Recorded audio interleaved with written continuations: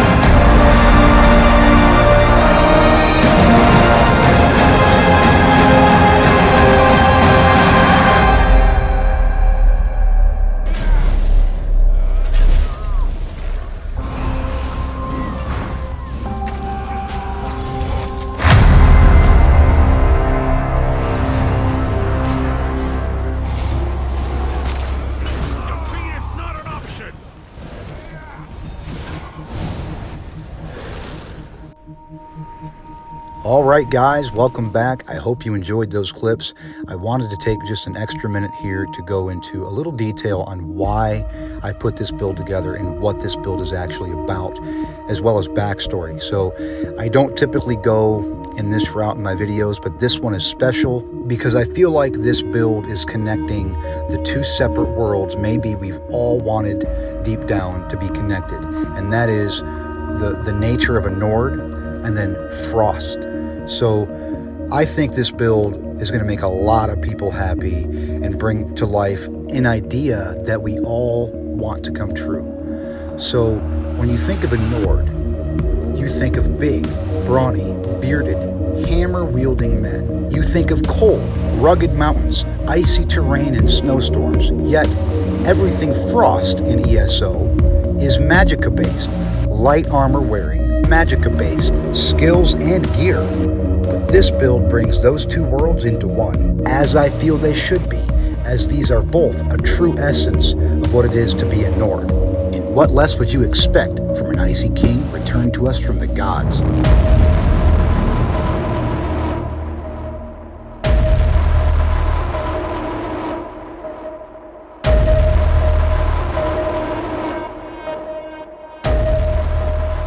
Alright, let's take a look at the stat screen now. We've got over 30,000 max stam, over 2,300 stam recovery, and over 3,300 weapon damage. Our resistances are great. We are using the smoked bear haunch as our food. It's a max health with all 3 recoveries. That's great for PvP. And on this build in particular, we want that magicka recovery because we do have some buffs and icy magicka skills that we are utilizing. You could switch that to Artaeum Takeaway Broth. The Lover is our Mundus because we want our icy spells to hit skills and procs, to hit harder, as well as our physical and stamina skills. We are a werewolf. Now, typically on my builds, I've been a vampire, but you're losing some of those passives, the 10% stamina and magicka recovery. But by being a werewolf, even if you never actually go through the transformation, having the ultimate slotted gives you 15% stamina recovery. So we're going for that to make up for the vampire loss. We are a Nord. You get the passives here, max health and cold resistance. You got to have that. Immunity to chilled. You're never going to be hit with minor maim, reducing your damage output by ice. Max stand by 1500, that works. And then the Stalwart will give you 5 ultimate every 10 seconds when you take damage. So that ultimate gen is awesome. It's going to go a long way with some of the other things we're pushing here. And then the physical and spell resistance. All 3 of those are great for PvP, a stamina-based PvP build. We have our Undaunteds unlocked. And again, as I said, a werewolf. The Werewolf Berserker we have slotted here on our Maul bar. And I'll get into that bar in a minute. But while slotted, if you look at the bottom, stam recovery increased by 15%. Okay, so let's get into the gear. Icy Conjurer is our first 5-piece set. Icy Conjurer's bow with a double dot poison, sharpened, making all of our ice, spell, magicka, and stamina, everything hits harder. The 2, 3, 4 traits aren't that important, but the 5th trait, when you apply a minor debuff to your enemy, you summon a non-reflectable ice ray that deals almost 27,000 damage over 8 seconds. We only have it on our bow. We don't have it on both bars because we don't need it on both bars because it has a cooldown, and we proc it on demand. The sword bar is the Maelstrom's Greatsword. We get that 2-piece critical charge bonus.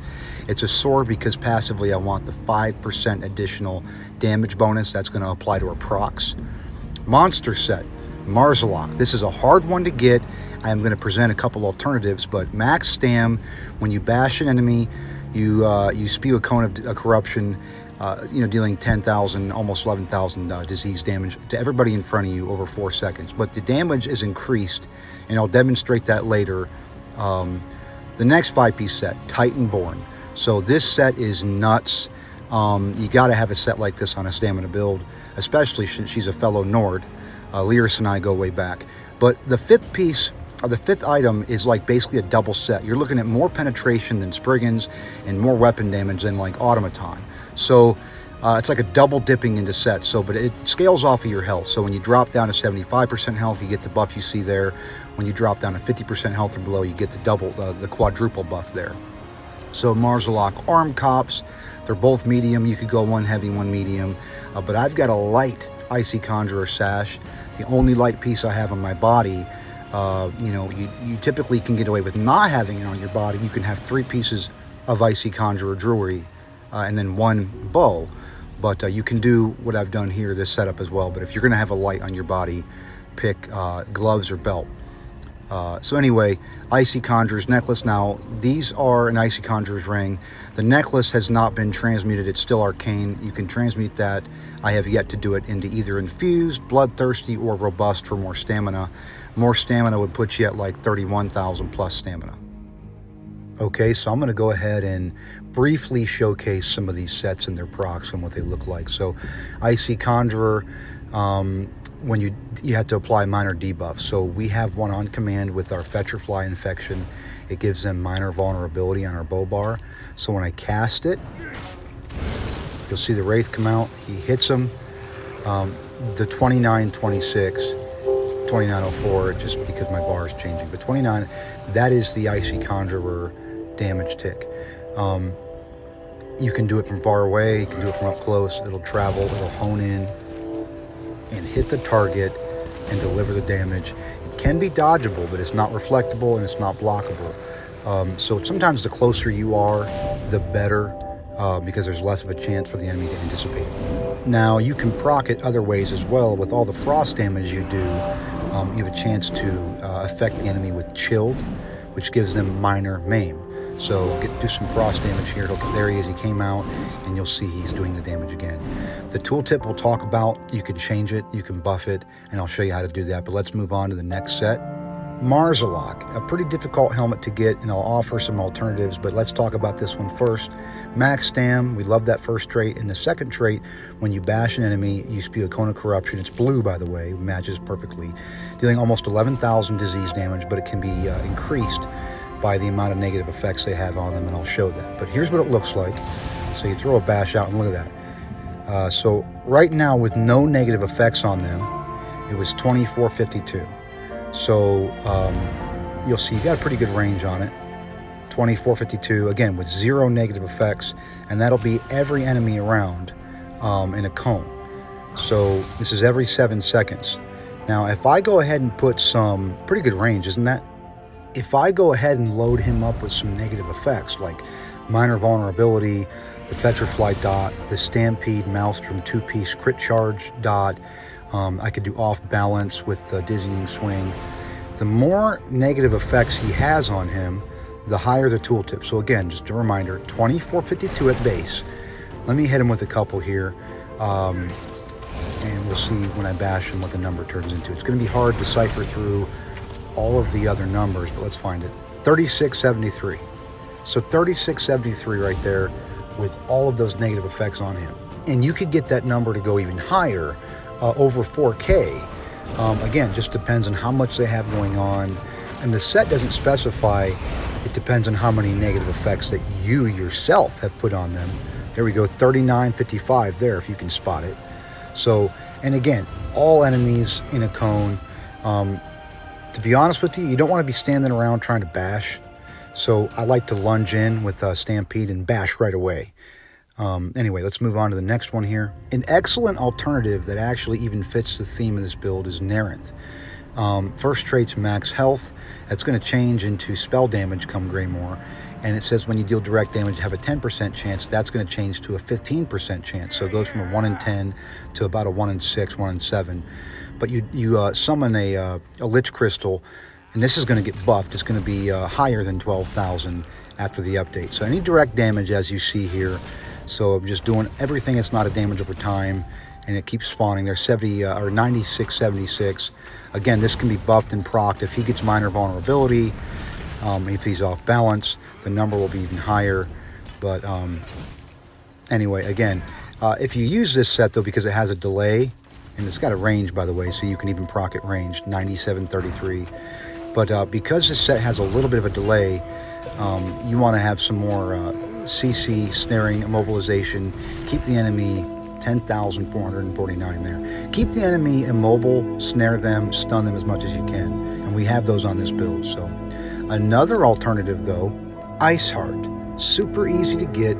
How perfect for this build. The first trait I don't like very much. They did nerf the second trait, but when you deal crit damage, which you can do on command with Stampede or crit charge, 20% chance to gain a damage shield that absorbs 5,000 damage for 6 seconds and deals a constant AoE of frost damage around you every 6 seconds. So on a stamina build, which we are, you don't really have much access to wards, maybe bone shield, but you don't have access to wards. And this is going to give that to you. Deal a little bit of damage and help mitigate a little bit of damage. But they did nerf it, and in PvP, it'll be like 2,500 damage shield because your damage shields are cut in half. But see, I've got it right now going. The icy snowballs and ice chunks going around. I just procced it back to back actually there. See the white frosty tinge on my health bar. So definitely a good set still, I think. Definitely for this build, it adds a little bit of an edge and you know, fits the theme perfectly. So Ice Heart, you can't go wrong with it if you want to add another aspect of frost damage to have to, you know, proc automatically, and you know, combine that with some of your other skills and shields here. Shimmering Shield, we'll go over that in a minute. You know, anyway, perfect for the build, but that's an alternative, very easy to get if you don't have Marslock or don't like Narenth. All right, skills now. And for this build specifically, I almost don't recommend tweaking any of these or swapping them out, except for one, and we'll get to that. But Dizzying Swing, gotta have that. Colossal Blow knocks them off balance, increases their damage taken, and if you hit him with it again, this guy's immune because he's a dummy, it'll actually knock him down on his back. So Reverse Slice, that's your finisher. Very little stamina, but when they are at low health, you can really execute them. This morph deals 300% damage, but also deals damage to enemies around you as direct damage. So if you're using Narenth, this is the morph to go. You could, however, if you wanted to, switch to the other morph if you're not using Narenth, which is called Execute, which will deal 400% increased damage. So next skill we're going to look at is Critical Rush morph. This is going to be our gap closer. It's always a critical hit. It deals more damage from far away, and it is the proc to our Maelstrom sword. That's why he has the two-piece there, unlocking the damage over time, 1401. So the farther you are away, look, that was 8001. So if I put some debuffs on him, and then hit him with Major Fracture with the Shulks, lunge in from far away, it's going to be 9680. So guaranteed crit hit, and that's the skill I was talking about. Helps you keep on an enemy, and that's the skill I was talking about. Bash immediately when this brings you in range, and you never have to go out of your way trying to force Marslock. Blue Betty, I'm going to get questioned on this instead of the green Betty. It restores magicka to me rather than stamina. Either one gives you both Major Brutality and Major Sorcery, and they both do a purification every 5 seconds. So I just wanted the Blue Betty for a little more magicka recovery, and I wanted the blue aspect, obviously, for this build. Of course, we got our Major Resolve and Major Ward. Ice Fortress also gives us pretty good range. All the allies in that range get that as well, that buff. And it also gives us minor protection, reducing all of our damage taken by 8%. Now the ultimate, Northern Storm, 4133 frost damage around you every 8 seconds. This will scale, even though it's a winter storm, it will scale, all ultimates will scale off of your max pool, so it will scale off of our stamina. We also get major protection. Our allies get major protection while this is going on. So, you know, having a stamina build, yet having a winter ultimate, it's going to scale off of your max stamina, your spell penetration, and even your spell damage, and we're doing just fine on those with the way this is set up as a stamina build. So now let's go ahead and look at the other bar, our bow bar. First skill is Subterranean Assault. You gotta have this. It costs so little, deals a big bursty AoE of damage, and it gives them Major Fracture for 6 seconds, decreasing all of the enemy's physical resistance, making you hit harder with everything physical. So there it is, got a delay, 13,000 plus damage, and it's cool because of that delay. You can line up and cast some other things. This is almost like a meta skill, you know, lunge in, there it is, bam, and all that at once, you know. So this is why wardens everywhere, Stam Wardens, and even Magicka Wardens have a Magicka morph, but that skill is just insane. Now Vigor, I forgot when I redistributed before this video to morph this. You'd want to do Resolving Vigor for more heals. That's why the tooltip is a little low. I'm an idiot. But that's our stamina focused heal. When you do the morph, it's around 13,000.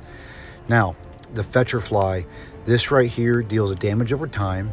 It introduces minor vulnerability to the enemy, and it's the proc of our Ice Wraith, and it deals damage around the enemy to nearby enemies. So this skill is just a great skill, going in, lay it as much as you can on people. So Arctic Blast, probably my favorite skill on this bar. It's a heal, an instant heal that scales off of your health. So whether it was a magicka build or a stamina build, the big burst heal is scaled off of your health. So it doesn't care whether you're magicka or stamina. And then it stuns after 3 hits. Stuns the enemy like Permafrost Ultimate used to. You won't see it on this guy. And then it also deals frost damage over time all around you to all enemies. And of course they have a chance to be given the status effect Minor Maim through the chilled. So overall it's like a four-way skill: a burst heal, a heal over time, a damage over time, and a stun. Shimmering Shield, this one you could swap out if you wanted to.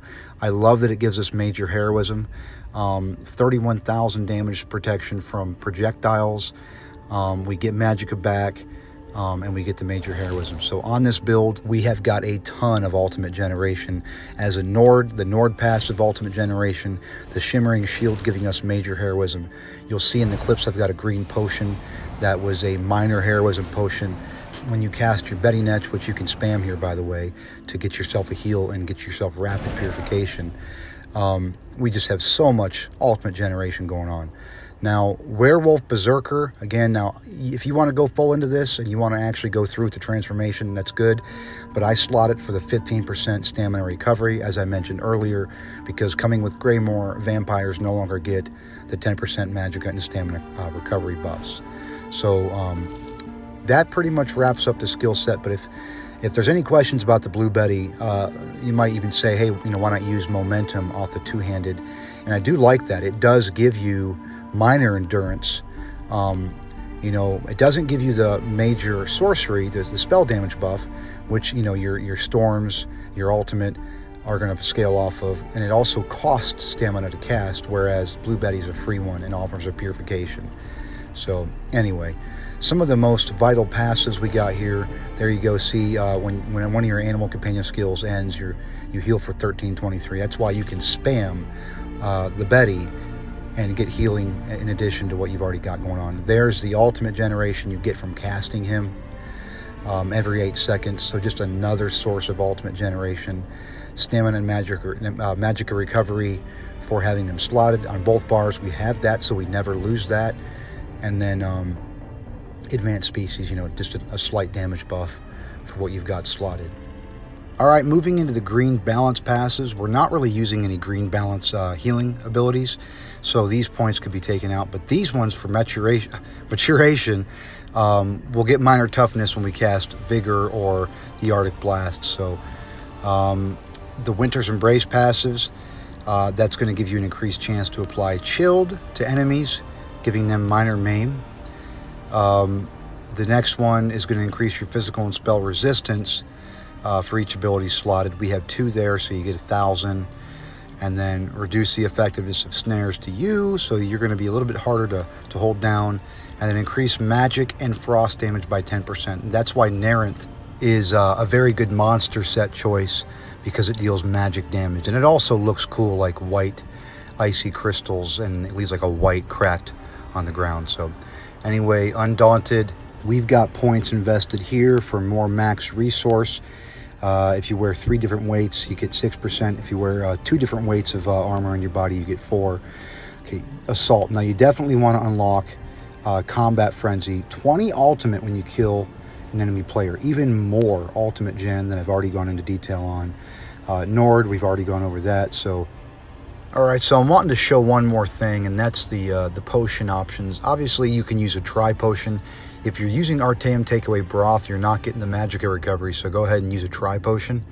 But I'm using the Smoked Bear Haunch with all the recoveries, so I'm using this Stamina Minor Heroism Potion. So that's you should actually improve it to where you get the full 45 seconds. But anyway, Minor Heroism the whole entire time pretty much, yet you still get your stamina recovery and your major endurance. So this potion's a bit expensive, but that's the way to go. Minor heroism combining with major heroism, being a Nord, the ultimate gen from the Betty. So there's so much. But anyway, now we'll talk about the champion points. All right, so you're going to want to invest in Dispel Erosion a little bit and Elemental Expert a little bit, because both of those are going to scale into your Icy Wraith, your Winter Ultimate, and if you're wearing Nerenth or Iceheart, the penetration of those. So we don't need Elfborn, we don't need Blessed. We are unlocking Spell Precision to get our spell crit up, but there was no other unlockables in this tree that we're after.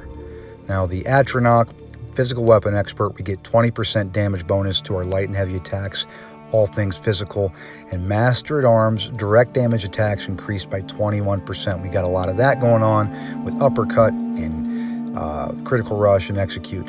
And we're getting the Butcher passive unlocked at 75 points. Increase your damage of light and heavy attacks by 5% against people under 25%. And the next tree, Thaumaturge, that's going to increase the damage of our double dot poisons. That's going to increase the damage of our Icy Wraith. Everything that's a damage over time, we're buffing that. Physical penetration, obviously, as we are a stamina focused build, that's going to help us carve through. And then Mighty, increase the physical poison and disease damage. Now that's going to buff Marzalok. And we're getting Last Stand, our second way of getting major heroism if we're not getting it through our Shimmering Shield. So Exploiter, very important. Off balance, they're set by Dizzying Swing, so now you're going to deal 10% more damage when enemies are off balance. And you're also going to get Perfect Strike, giving yourself weapon crit. So moving into the resistance trees, Ironclad, reduced damage taken by direct damage attacks by 19%. That's big in PvP because there's a lot of burst damage. Spell resistance, 1900. We're in medium armor, so we're going to bring that up a little bit. And then our crit resistance, you can tweak that as you need, depending on the in-pen pieces you have in your body. But ultimately, you want to land at around 2300 crit resistance. Resilient, when you take critical damage, you heal for 174 health. That goes a long way, as every little bit adds up in PvP. Next tree, Hardy and Elemental Defender. We've got 5% on both of those. So everything physical and everything magical we're reducing.